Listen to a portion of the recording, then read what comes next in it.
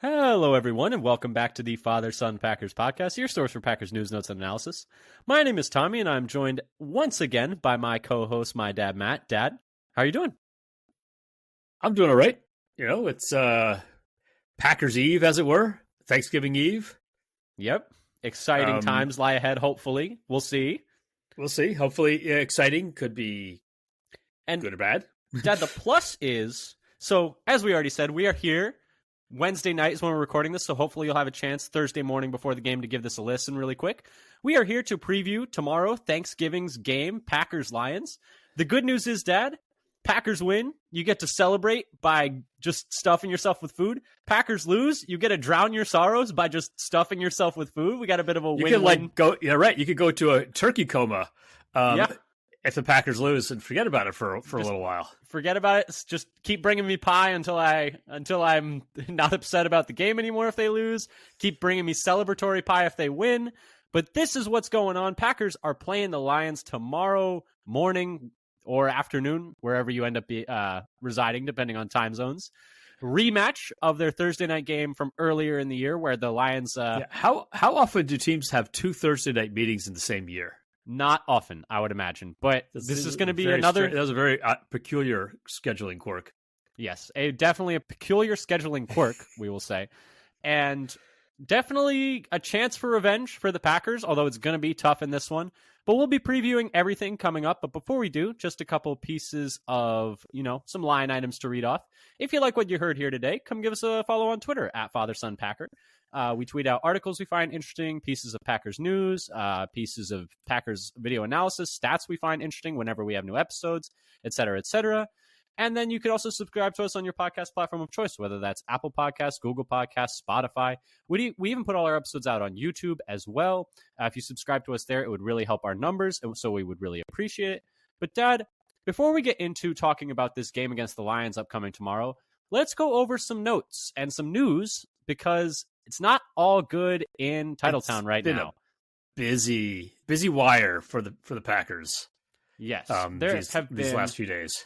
Yes, and what my dad is talking about is there have been quite a few injuries for the Packers so far through these past few days. The biggest news of which is Luke Musgrave, Matt LaFleur said, had to be hospitalized after the game on Sunday.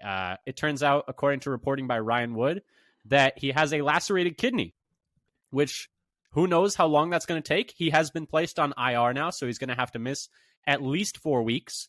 Might end up being longer. But, shout out to him for the toughness shown to play through that game. But, maybe he should not. Yikes. Yeah, maybe he should listen to your body a little bit more. Yeah, and maybe just I don't know, keep a closer eye on players as they seem to be taking bigger hits. I'm not sure. Who knows? But it sounds like he felt okay to play during the game, and then the next day went to training staff and was like, I don't feel great. And so then, lacerated kidney, not great, on IR.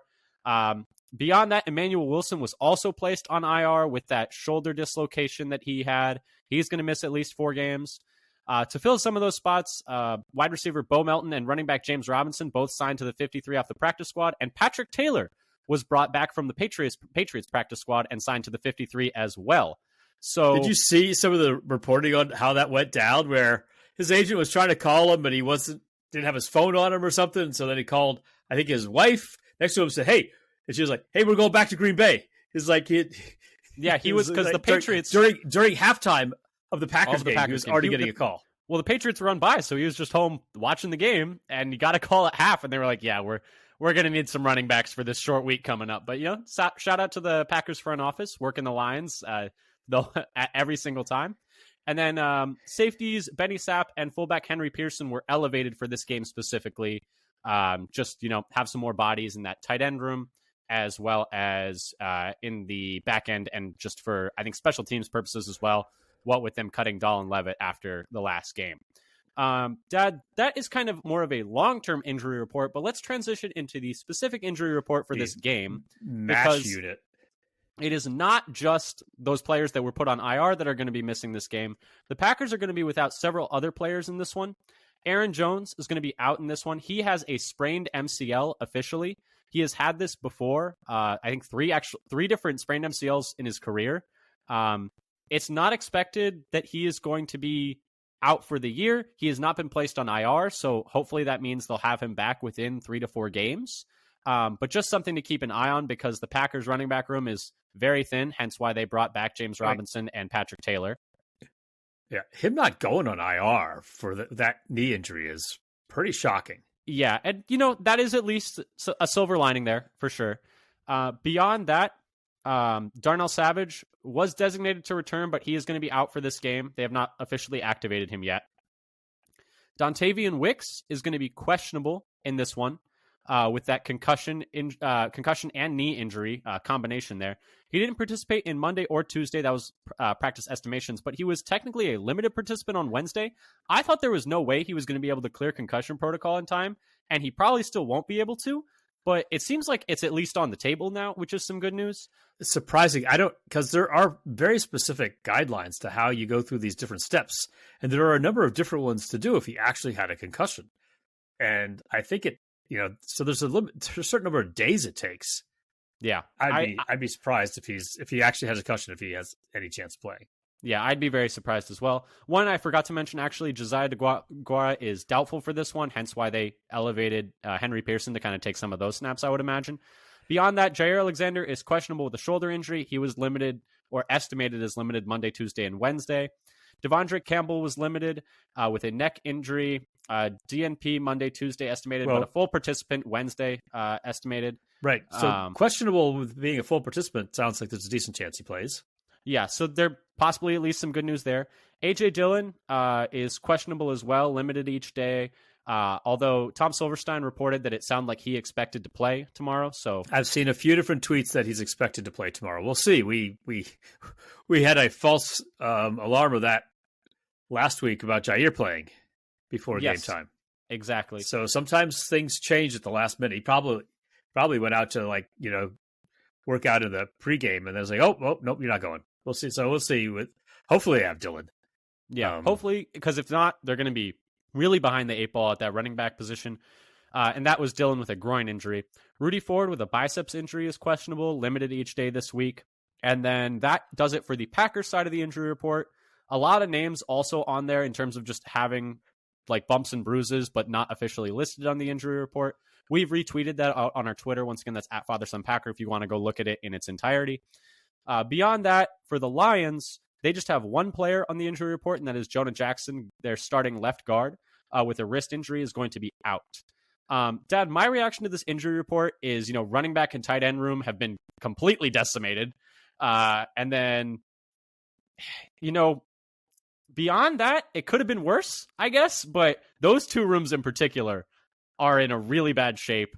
And then not having Wicks is tough, especially as he's started to gain steam. Jaden Reed, it is nice to see, is not going to be listed on the injury report after they were kind of talking yesterday that with that chest injury, he might end up being more of a That was a little bit weird too. It's like, yeah, he seemed fine during the game, but then later he was like, oh, what's going on here? But neither Reed nor Watson have a designation going to the game. So we could have been, it's like, at one point, we might have been down the two of them as well. Yeah, I mean, and then they elevated, it's Bo Melton season. Yeah, and that's the thing is it's really bad on the injury report. And actually, I was kind of expecting it to be even worse, given what we saw the injury report look like on Monday and Tuesday. And I was like, there's 15 names on here. Are we going to have 10 guys missing from this game? But yeah, so those are all the players that are listed with injuries in this one. Dad, should we get to the meat of our game preview? Anything else you wanted to say about the injury report? I think we have used a lot of time because it was necessary for this injury report, but let's move on. Okay. To what we hope will be happier topics. Hopefully happier topics, hopefully more optimistic topics. But Dad, this is going to be a tough one, and Vegas does not have a lot of hope or optimism going our way either. This game is in Detroit with a noon Central Time for those of you hoping to check into it at home or during the holidays if you have a second to sneak away. It is indoors, so weather is not a factor. The Lions are favored by 7.5 with an over-under of 46.5 on FanDuel for an implied score of 27 to 19.5. So that's tough. Probably in part due to the injury report for the Packers, probably otherwise in part for the fact that the Lions blew us out last time and that the Lions are 8-2 and in first place in the NFC North, second seed in the NFC, although they did just barely squeak past the Bears last weekend. But hey, an ugly win is better than a pretty loss any day of the week. Traditionally, they are sixth best in points per game on offense at 27.2 and second best in yards per game on offense. These stats are per FTN Fantasy. They are 22nd, though, in points per game allowed, but ninth best in yards per game allowed on defense. So they are doing pretty well in terms of not allowing very many yards, but they are allowing quite a few points on defense. Sixth best on offense in terms of points per drive. For reference, Green Bay is 19th in that stat. Fourth best in yards per drive. Those are both offensive stats, that is, and Green Bay is 14th. They are 23rd, though, best in points per drive allowed on defense, and 19th in yards per drive allowed on defense. And so overall, they are 9th in net points per drive. We like to use this stat because, football is a bit of a turn-based game in terms of one team gets the ball, next team gets the ball, et cetera, and you usually end up with an even amount throughout the game.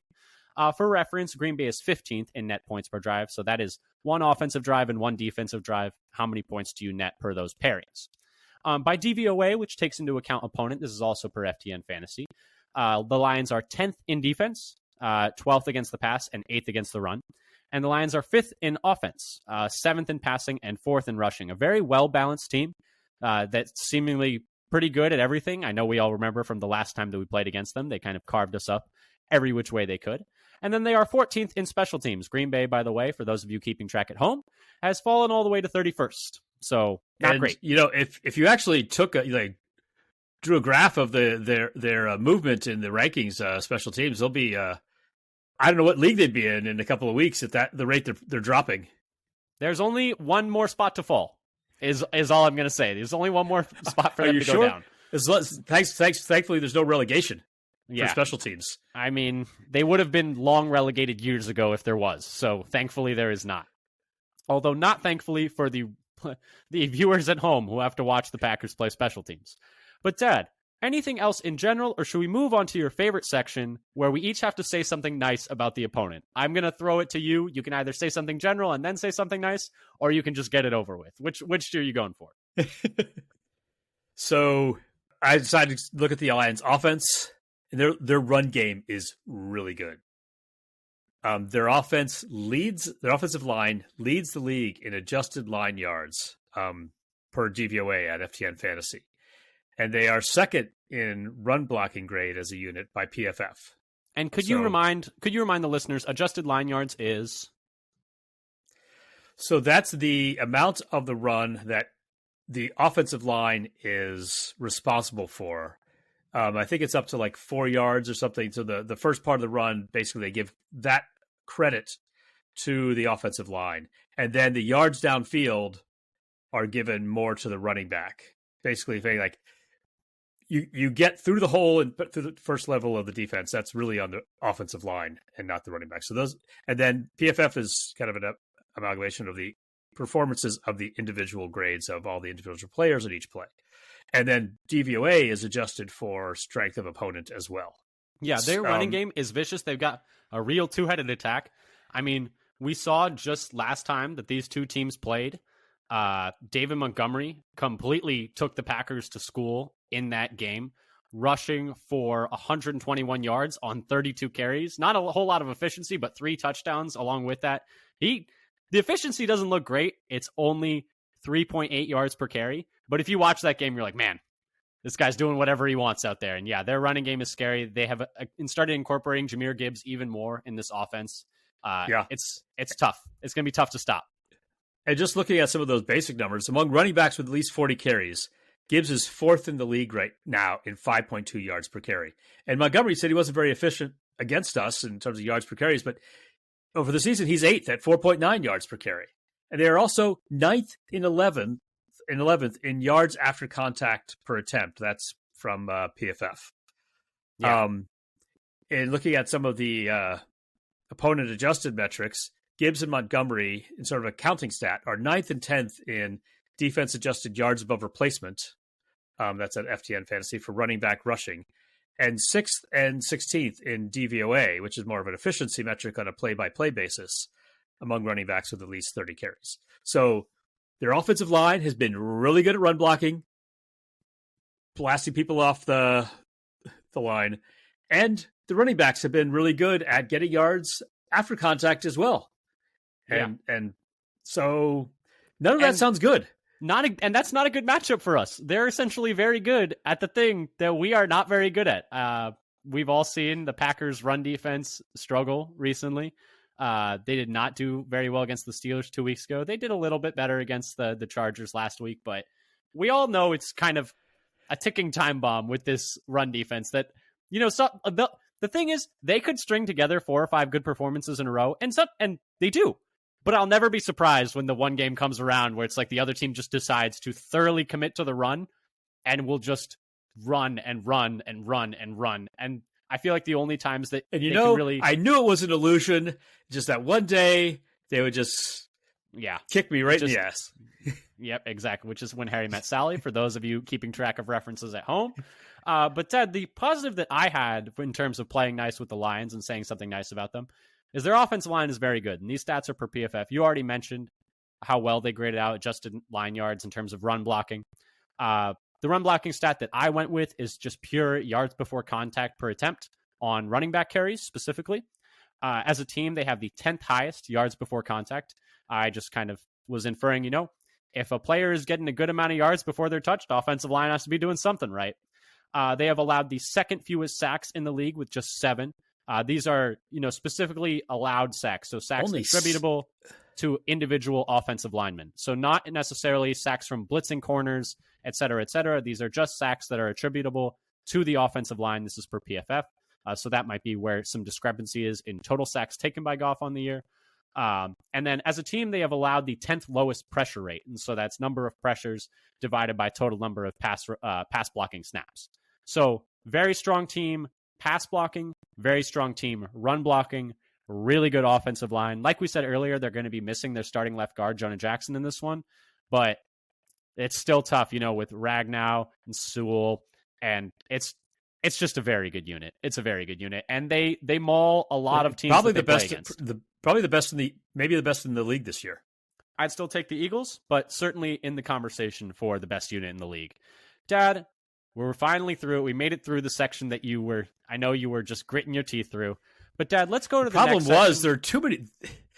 The Lions are good. There's a lot of things you could have talked about in this. Yes, they're a very good team. We saw just last time how badly they beat down the Packers. I mean, this game was 34-20. The last one in Week 4 on that Thursday night game, it was not that close. It was 27 close. It was 27-3 at halftime. That was the game. It was already over at that point. Beat down.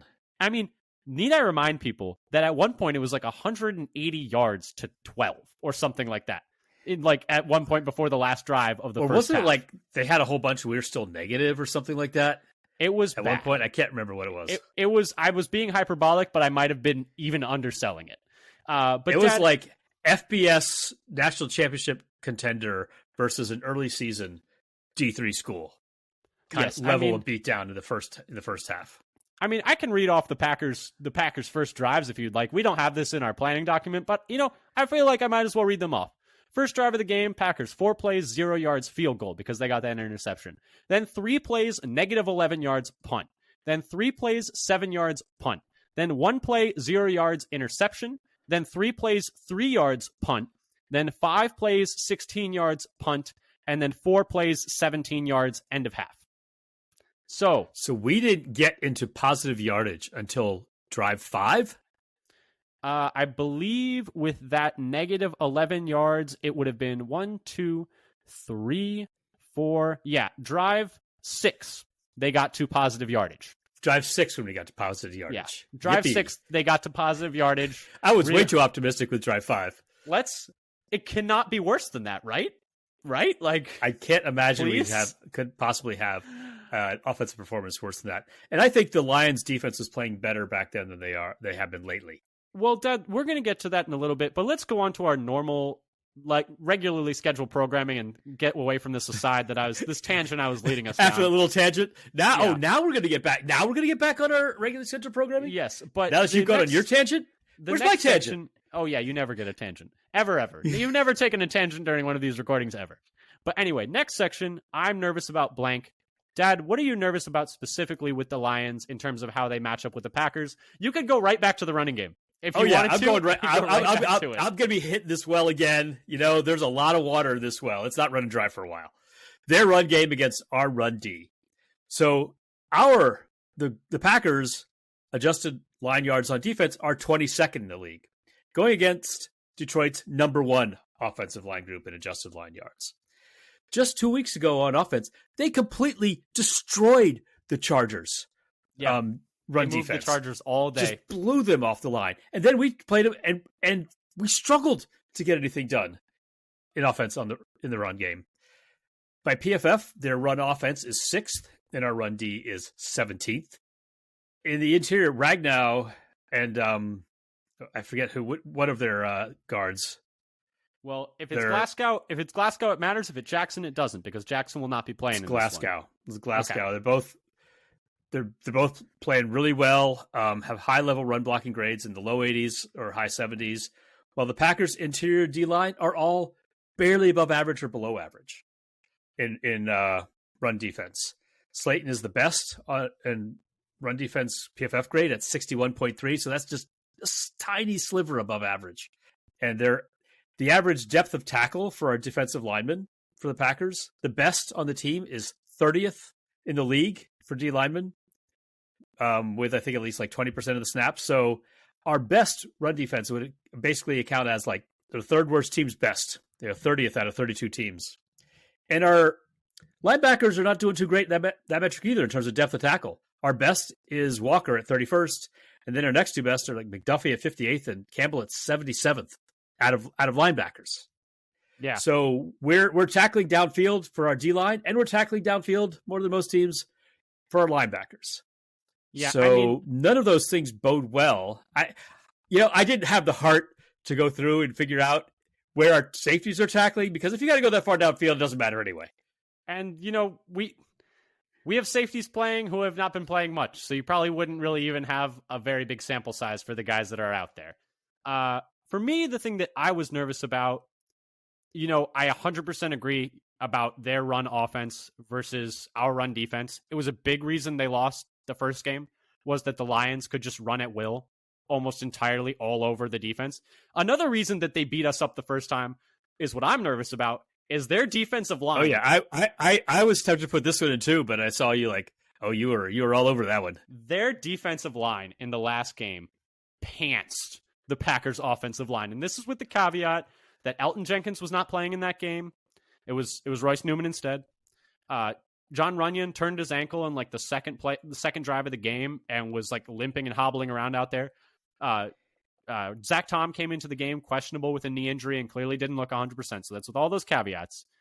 But my goodness, they dog walked the Packers offensive line for damn near 4 quarters in that game. In week 4 against the Lions, the Packers offensive line allowed 22 pressures and 5 sacks. The Lions in total had 29 pressures. So that's 7 other pressures that are not attributable to the offensive line, blitzes or the quarterback holding it too long, et cetera, et cetera. The Lions in total had 8 tackles for loss. PFF had them with 5 stops in the run game, which is any tackle that constitutes a failure for the offense, and held the Packers running backs to just 10 carries for 29 yards and an overall rushing success rate of just 31% per RBSTM. You just got to hope that the Packers being a little healthier up front is helpful. But guys like Aleem McNeil, Aiden Hutchinson, Isaiah Buggs, were just feasting. McNeil looked like Aaron Donald. Looked like all pro against the Packers offensive line in that first game. It looked like they had Chris Jones and Aaron Donald lined up on the interior in that first game. And my goodness, they couldn't protect Love at all. Do you remember how bad that was? I mean, there's a reason. It was not just pure incompetence that the Packers had negative yards through 5 drives. The D-line for the Lions looked like the Purple People Eaters. They looked unstoppable. It looked like the Steel Curtain reincarnated on the field. They couldn't be blocked. The Packers could not block them for the entire game. And so that's something that I'm nervous about, because they might as well just pack it up if they're going to block like that again this game, because they had no chance. As soon as the D-line for the Lions asserted their dominance on those first few drives, I was like, it's going to be a long, long freaking day. Because if you can't block a team up front, what are you going to do? There's nothing you can do. One thing I was going to bring it up is because under LaFleur, the Packers, if they can't run the ball, the whole offense shuts down. If their run offense just gets shut down, then they often fall apart. I think they have been better at that this year, though, than previous. Maybe this is the best they've been, but there's a 4-year history of them just collapsing. Yeah, it's true. When the run offense doesn't work. But that game was not about the run offense not working. No, they couldn't block in any phase. Phase at all. They couldn't move them in the run game and couldn't slow them down in the pass blocking. Couldn't slow them down to save 29 pressures from the Lions. For reference, the Packers, when they were destroying the Bears, had 36. So not just barely a tear down from that was how the Lions embarrassed the Packers offensive line in that game. And that is something that I am certainly nervous about in this one. Dad, anything to add on there? Or do you want to go into maybe some more optimistic viewpoints and talk about some exploitable weaknesses of the Lions? You got any more of that hopium? I got some copium. I got some hope. I got a little bit. Dad, I think there are some exploitable weaknesses for the Lions in this one, and I'll lead us off. Recently, their defense has been struggling. So they had their bye week 3 weeks ago. They played 2 games since then. In those 2 games, they have allowed 38 points to the Chargers and 26 points to the Bears. Over those 2 weeks, and I know it's a small sample size, I'm just going from when their bye was. If you go 2 weeks prior to that, they had given up 38 points to the Ravens, and they had given up, I believe, 16 points to the Raiders, which, not a lot, but a good amount for the Raiders. But over the 2 games, that's the game against the Chargers and the game against the Bears, so a good offense and a pretty mediocre offense, to be honest. They have ranked 30th in EPA per play, 29th in success rate, 31st in dropback EPA per play, 32nd in dropback success rate, and then 11th in rush EPA per play and 10th in rushing success rate. So and those are all defensive numbers, right? Yes, those are all defensive numbers, and those are all per RBSDM. If you remember earlier in the year, we talked about how, the Lions have a very elite run defense and a semi-questionable pass defense. Over the past 2 weeks, that has moved to they have a decent run defense and maybe the worst pass defense in the league. And I know it is only a 2-week sample size post-bye, but there is at least something there that the Packers might be able to pick on a little bit. Don't you think, Dad? Yeah, with any luck, that this is a trend that will continue for one more week. I only need it to continue for one more week, and I'll be happy. Yes, only they can go back to being a good defense after this, but just for 1 week, let us sling it around the yard a little bit. Why not? Let's entertain the people. Let's give them a nice high-scoring Thanksgiving football game. Why not? But Dad, where do you think that the Lions are maybe a little vulnerable in this one? So, coverage is the worst part of their defense by PFF, the 24th in the league, as opposed to their pass rush or their run defense. The coverage is the weakest part. Their top 3 cornerbacks in terms of snaps have passer grades when targeted of 104.2. That's Sutton, 90.9 for Jacobs, and 113.2 for Branch. So all pretty good passer ratings when targeted for all 3 of them. Their top 2 safeties in terms of snaps have passer grades and targeted of 52.9. So there's your outlier, Kirby Joseph. We are familiar with him. Isn't he the one that Rodgers loves throwing interceptions to, if I remember correctly? He must be have the optic prism body armor of the Predator as far as Rodgers is concerned when he's throwing the ball downfield, because he must not see him at all. And then Walker, the safety, 109.8. So it's not even 5 main defensive backs have really bad and that was passer ratings when targeted. And that was for the season? That's the whole season. That's not even just the last couple weeks. It's not just 1 week link back there is, I guess, what you're getting at. You can kind of get targets to a lot of different pieces of us if they can keep Love clean. There are players that they can target. Love needs to be upright long enough to target one of those defensive backs. Yes. So on the season, Sutton only has 2 pass breakups and has given up 3 touchdowns and no interceptions. Jacobs is a little bit more up and down. He has 3 interceptions and 3 pass breakups, but has also given up 5 TDs. So there are some opportunities against their secondary if you can hold up the pass protection long enough to get the ball downfield to the receivers. Yeah, and I'm interested in this one. I'll be watching Watson closely. Is this the game that he's finally able to beat the other team deep? We'll see. Because I think there are opportunities there against this defense. Anything else you wanted to add on in this section, Dad, or do you want to move on to some things that we hope the Packers do in this one? Yeah, so you can move on to that because what I hope they'll do is kind of tied into, and continue some of these weaknesses. So what I'd like to do is to attack, actually, if they have time, deep middle and deep right of the field. These are the areas where Detroit's coverage is weakest by DVOA. They're 21st in the league in defending the deep right in particular. That's the weakest, and 17th in the middle. So though maybe they'll have to use some quick hitters. They don't have speed at corner.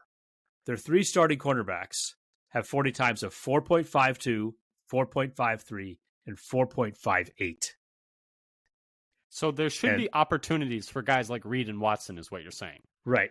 In particular, I'm looking for chances to get Watson and Reed the ball in space to run away from coverage. And plus, in the last 3 weeks, Love is 6th in the league in completion percentage over expected plus EPA per play, according to RBSDM.com. So he's been passing the ball better, and I think we have a speed advantage on the outside and in the slot. Yeah, the big thing is, he's going to need to hit the deep balls that are there. Like, even in the last game when he played very well, he still missed Musgrave up that sideline where that would have put the game away. That was like a 60-yard touchdown opportunity. Yeah. And so there's room for him to get better there, is all I'm saying. For me, what I'm hoping the Packers do, this is less what I'm hoping the Packers do, and just they need to get pressure on Jared Goff is the big thing. According to PFF, his rating without pressure is 113.5, and his rating under pressure is 54.7. That's quarterback rating, that is. The difference, that difference between pressured and clean pocket QBR is the 38th, is 38th in the league. So below the number of starting quarterbacks in the league, in other words. So he has one of the biggest gaps in terms of he's playing really well when he's kept clean, and he's playing very poorly when he's not. One of the biggest disparities of any quarterback in the league is what that number is saying. And I know in week 4, we talked about how it can be difficult to blitz him. Colton Pouncey of The Athletic did an analysis on this in 2022, where in 2022, he was the 5th most blitzed quarterback in the league, but had the 4th highest EPA per dropback on blitzes. However, this year, teams are having markedly more success blitzing him. He is 20th in QBR when blitzed this year amongst quarterbacks.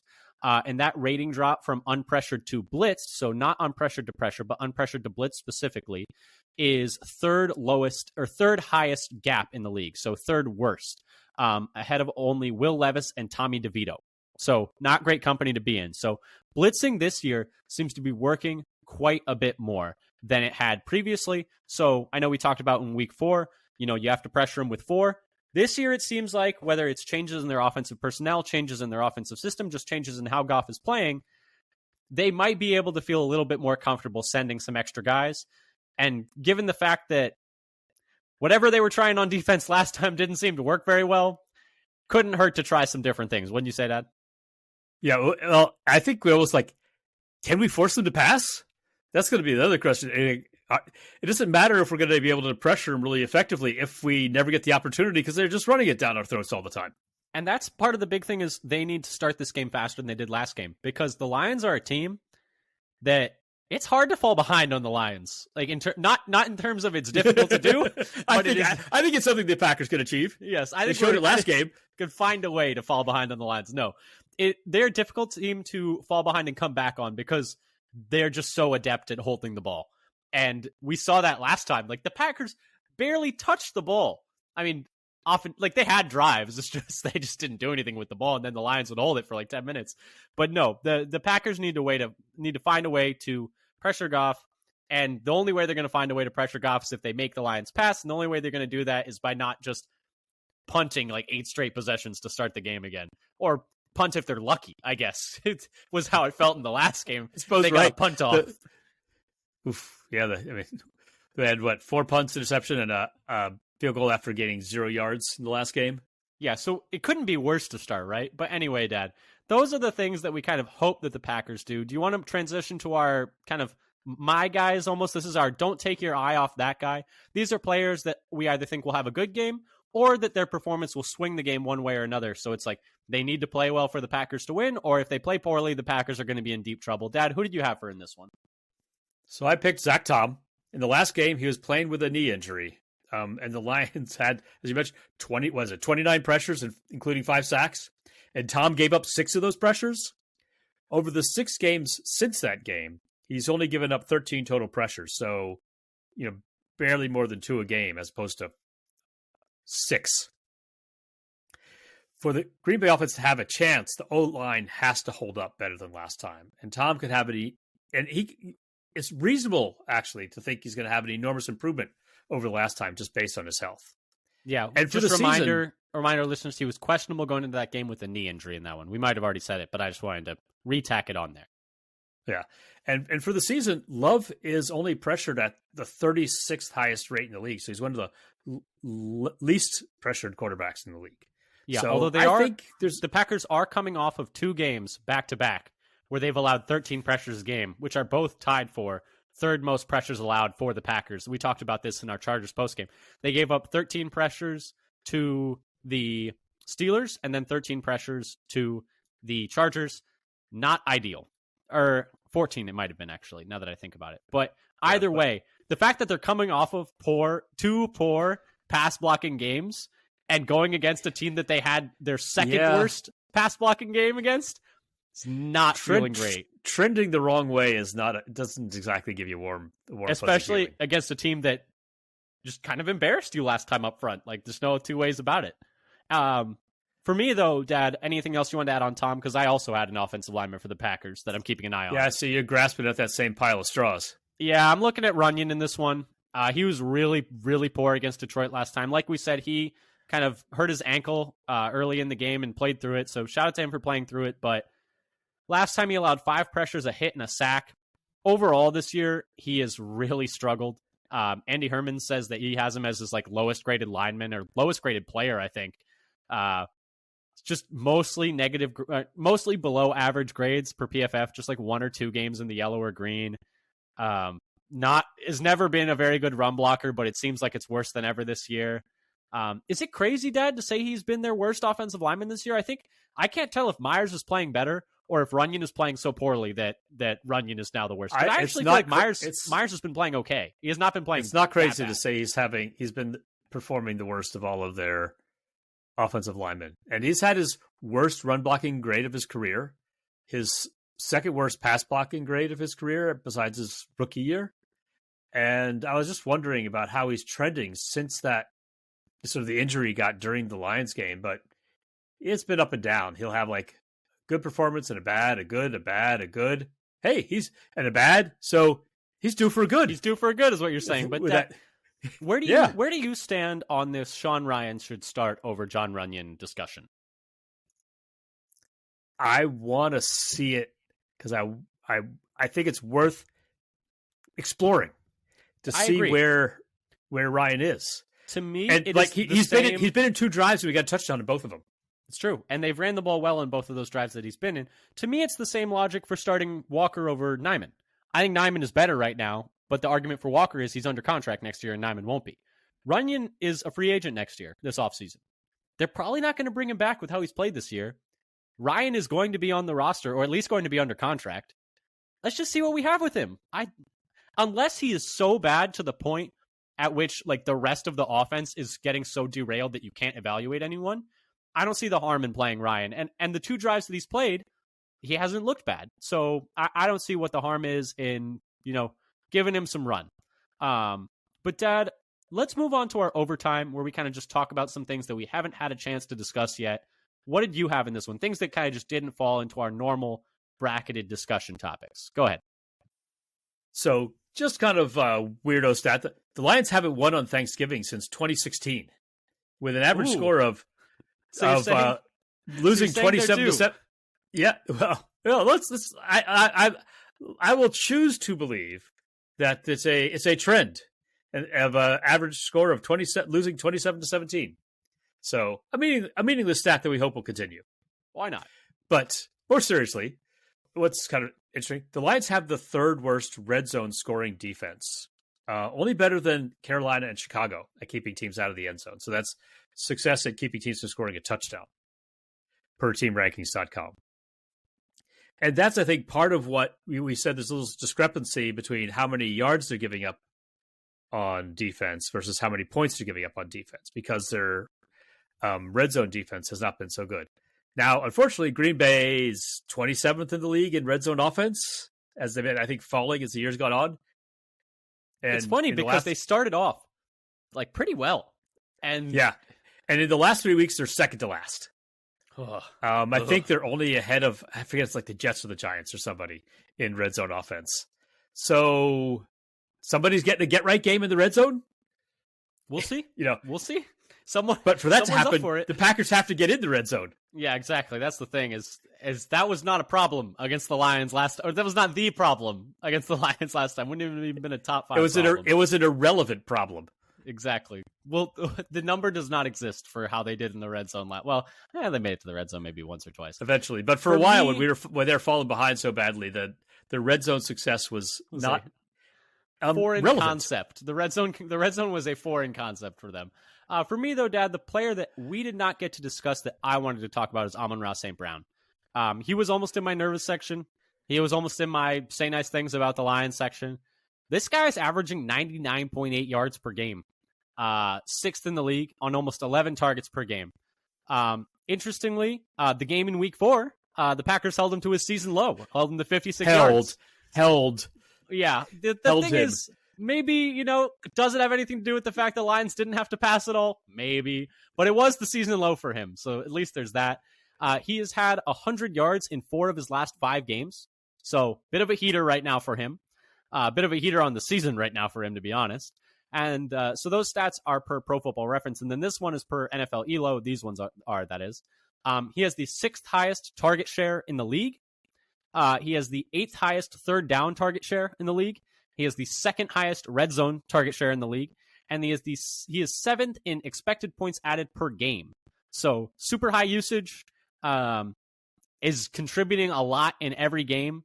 They use him in every situation. We talked about last week with Keenan Allen's they use him a lot on third down, but not very much in the red zone. And then he had 2 drops in the red zone in that game.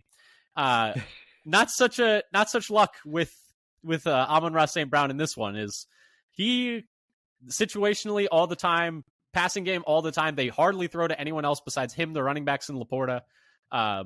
He's a freak, and I just wanted to make sure we at least acknowledged him before he just burns our entire home down, I guess is how I wanted to couch that. Dad, anything you wanted to add on Amon-Ra St. Brown, or anything else you wanted to add in overtime, or should we get into the bottom line? Yeah, it would have been nice to have picked him as that a kind of slightly undersized shorter receiver. I mean, you heard the story that heard the story about that draft in his 40 time, right? Have you heard this story? I know it wasn't good. No, he ran very slowly. So what was the story? The story is he ran very slowly, and the Lions front office celebrated it because they were going to pick him no matter what, and they just knew that would mean he would make it to when they were picking, because they were like, we really don't care how fast he runs. And look, they were right, because he's unstoppable. They were right, and the Packers were wrong. We're wrong. We're very wrong. But yes, that's how these things go. But Dad, let's move to the bottom line as we wrap this thing up. The Lions win if blank. The Packers offensive line has a repeat of the last game against the Lions, and so then the Green Bay offense just can never get going. Yeah, very fair. I think if that happens, the Lions are going to win, and they'll probably win going away. Oh yeah, I mean they already did once, so why not twice? For me, I said the Lions win if the Packers lose the plot again in the first half. If the Packers go down multiple scores, even 2 scores in the first half, I think it's already not looking great. Because the way the Lions are able to run the ball, because the way the Lions were able to tee off on the Packers when they tried to pass and just drop back last time they played, I just think the Packers can't afford to let this game get more than 10 to 14 points out of hand, or it's just going to get ugly quickly. Dad, the Packers win if blank. For me, I went with that the Packers will win if they get more pressures on Goff than Detroit has on Love. I thought you were going to say something ridiculous, like if they get more points than Detroit. End statement. No. Boom. Cutting analysis, yes. But no, I totally agree about the because that means that we're actually holding up and able to move the ball in offense and maybe having an effect on the Lions offense. Yeah, and for me, I just said if Green Bay can protect Love, which kind of a little duplicating yours, but I think just more specifically, teams have had success passing on the Lions recently and have been able to get in shootouts with them at the least. If Green Bay can stop that pass rush better than they did last time, I think we could be in for like another solid game for Love. And if he can have a solid game, I think they can kind of hang with the Lions, maybe. We'll see. It's so tough with all these weapons out for the Packers. Just like they're 3 or 4 best players on offense are not going to be missing playing. What? They're the top 2 tight ends in terms of snaps? I would say first. I would not say top 10. DeGuara has been totally phased out of the offense. DeGuara's been totally phased out of the offense. His snap number has been dropping and dropping and dropping. This is true. Yeah, so they're missing their number 1 tight end, their number probably 4 receiver. If Wicks, assuming Wicks doesn't play, they're missing their number 1 running back and their number 3 running back. It's just a little messy, and I think not having Musgrave as that thread in the middle, they're going to really need Reed to take over that role.